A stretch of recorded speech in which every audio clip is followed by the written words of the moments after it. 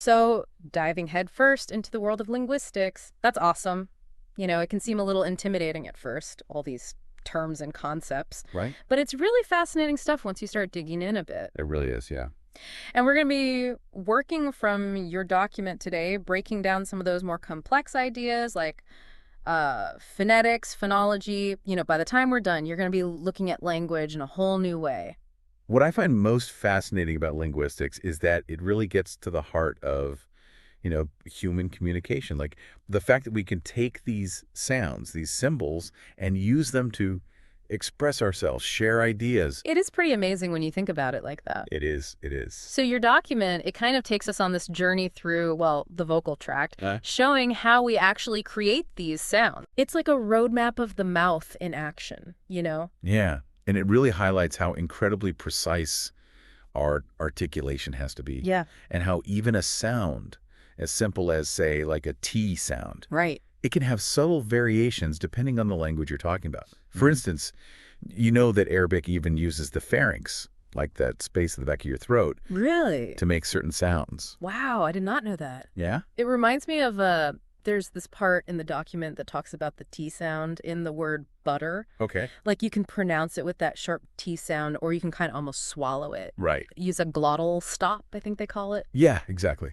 But it doesn't actually change the meaning of the word, does it? Yeah. It doesn't know. And that, that slight difference, that variation in how we're pronouncing it, is a great example of what we call an allophone. An allophone. It's still the same sound as far as Yeah. English is concerned, but it just shows how much flexibility there is in human speech. Yeah, that's a good point. So it's like, as long as we're all speaking the same language, we're kind of okay with these little variations. In a way, yeah. As long as we can understand each other. Right, exactly. But it makes you wonder then, how do those variations play into like accents and things like that? That's a great question. And it gets to a really important distinction in linguistics between phonetics, Okay. which is what we've been talking about, the actual physical production of sounds, Right. and phonology, which is about how those sounds function together within a language as a system. Hmm. So think of phonetics as kind of like focusing on the individual instruments in an orchestra. I like that. And then phonology is like trying to understand how they all work together to create the symphony. Okay, so phonetics is the individual ingredients, phonology is the recipe. Exactly. And that recipe, that system of sounds, is what allows us to differentiate between words, Hmm. understand meaning, Right. even recognize different accents. It's so interesting. You know what? This is already making me hear language differently. Like I'm listening to things I know, right? It changes how you think about it. in a whole new way. It's kind of cool. But okay, so we've talked about sounds a lot. We have. But what about like intonation? Because it's not just what you say, it's how you say it. Right? Exactly. That's a perfect example of how much meaning we can convey without even changing the words themselves. Yeah. Think about a simple word like good. Yeah. It can mean a million different things depending on how you say it. Oh, absolutely. Like if you say good in just a flat tone, Right. it's very different from good. You're implying something different. You're adding a whole other layer of meaning there. Right. Like Yeah. communicating emotions, intentions, things that go way beyond the dictionary definition. It's true. I mean, we've all been on the receiving end of like a well-placed inflection. Right. Or a sarcastic tone. Yeah. It really highlights how much we rely on these subtle vocal cues to communicate. Absolutely. It's like a secret language within a language. And it's a secret language that, most of us are completely fluent in. We pick up on these cues without even realizing it. It's true, yeah, we do. Wow, this is pretty amazing stuff.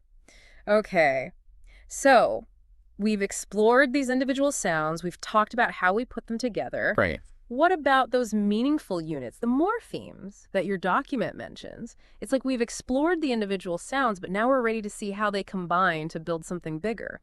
It's like we've got all these individual sounds, these phonemes, but they don't really mean much on their own. Right. It's when they start grouping together into these meaningful chunks, morphemes, that things get really interesting. Okay, so morphemes, these are like what, the words, the prefixes, the suffixes? Exactly. Think of them as the smallest unit of meaning in a language. They're like, those Lego blocks you were talking about. Right. Each one is a building block, and we can put them together to create more complex words, more complex meanings. So like the word cat, that would be a single morpheme. Right. And then cats, that would be two. Exactly. Cat, plus that S to show that there's more than one. Okay, I see. And it can get a lot more complex than that, of course. Think about a word like unbreakable. Okay. 3 morphemes right there. You've Yeah. got un, break, and able. Oh, wow. Yeah. Each one is modifying the meaning of that root word break. It's like a code almost, like these hidden elements within the word itself. And just like a code, yeah. once you understand the individual parts, you can decode the bigger message. Right, right. That makes sense. The document you shared actually gives a really good example of this, the word indistinguishable. Indistinguishable. That's a mouthful. It is, but once you break it down, it's not so bad. Okay, so let's break it down. We've got in at the beginning, which usually means not. Right. And then able at the end, meaning capable of. Exactly. So that leaves us with what? Distinguish. Good. So indistinguishable, not capable of being distinguished. Perfect. Wow. I mean, it's amazing we do this kind of analysis in our heads and we don't even realize it, you know? Right. As native speakers, it just kind of happens. Yeah, it's like our brains are hardwired for this stuff. They are, absolutely. Which kind of makes me think about grammar. Because that was always the part of language that felt kind of rigid to me, you know? Mm-hmm. All those rules. But your document, it talks about how flexible English grammar can be. Is it really that flexible? Grammar often gets a bad rap for being all about rules and restrictions, but it's actually much more nuanced than that. It really is like a framework that helps us understand how words relate to each other. Okay. And how we can use them to create meaning. And yes, English, it gives you a surprising amount of flexibility within that framework. Give me an example. Like, what kind of flexibility are we talking about? Well, look at how we classify words. Yeah. You know, parts of speech, nouns, verbs, adjectives, all that. English loves to play with these categories. Okay. A word that we usually think of as a noun, it can suddenly become a verb, or vice versa. It's true. Like, we Google things all the time now. Exactly. Even though Google started as a company name. Perfect example. Or what about the word adulting? Yeah. Adulting. That's a noun that's become a verb, right? It is. And it describes that feeling perfectly. It does, doesn't it? It does.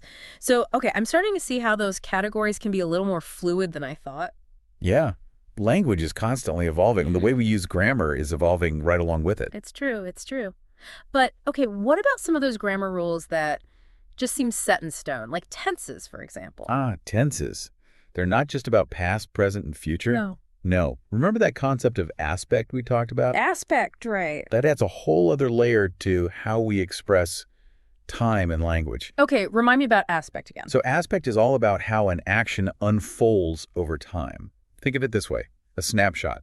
That captures a single moment in time. Right. A video, it shows you how an action progresses. So if I say, I walked, that's a simple past tense, right? One and done. Yeah. But if I say, I was walking, suddenly you get the sense that the action was ongoing. Right. Maybe it was interrupted, maybe it was unfinished. That's aspect at work. That is such a good way to explain it, because it's true. It totally changes the feeling of the sentence. It does, and that's the amazing thing about language. These little grammatical choices can make a huge difference in the meaning we convey. It really makes you realize how much we take it for granted, you know? Me too. All these structures and rules, they're the tools we use to express this incredibly complex range of thoughts and ideas. Right. It's pretty mind-blowing. Okay, so we're talking about how we express time, right? No. But what about all those what-if scenarios? Like, how do we use grammar to express those possibilities? That's where conditionals come in, right? You got it. Conditionals, those if-then statements, they're our way of exploring these hypothetical situations, imagining different outcomes. So, like, we can step outside of reality a little bit. Exactly. And your document, it highlights how even small changes in our grammar can have a big impact on the meaning of a conditional statement. Oh, okay. Like if I say, if I win the lottery. Right. We all think about that one. Right, exactly. It suggests there's a real possibility there, even if it's a long shot. It could happen. Exactly.